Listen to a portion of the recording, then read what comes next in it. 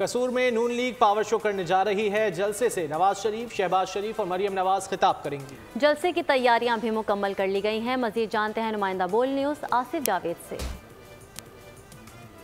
में मौजूद NA 132 के अंदर यहाँ पर आज मुस्लिम लीग नून की तरफ से एक बहुत बड़ा पावर शो किया जा रहा है।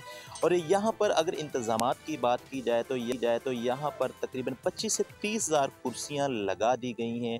और अगर बात की जाए स्टेज के हवाले से तो तकरीबन 120 फुट लंबा और 30 फुट ऊंचा स्टेज तैयार किया गया है। मुस्लिम लीग नून के लोगों की अब बहुत ज़्यादा गहमा गहमी देखी जा रही है और लोग यहाँ पर पंडाल में अभी से आना शुरू हो गए हैं। और यहाँ पर तकरीबन मुस्लिम लीग नून की क़यादत 2 बजे के करीब अपने शुरका से ख़िताब करेगी। और सिक्योरिटी के हवाले से बात की जाए तो यहाँ पर सिक्योरिटी के फुल प्रूफ इंतज़ामात किए गए हैं। और NA 132 से मियाँ शहबाज शरीफ जो इलेक्शन लड़ रहे हैं, कसूर की आवाम को इनसे काफ़ी ज़्यादा उम्मीदें वाबस्ता हैं। और कसूर की आवाम का ये भी कहना है कि मुस्लिम लीग नून के मियाँ शहबाज शरीफ यहाँ से एक बड़ी लीड के साथ जीतेंगे। जी,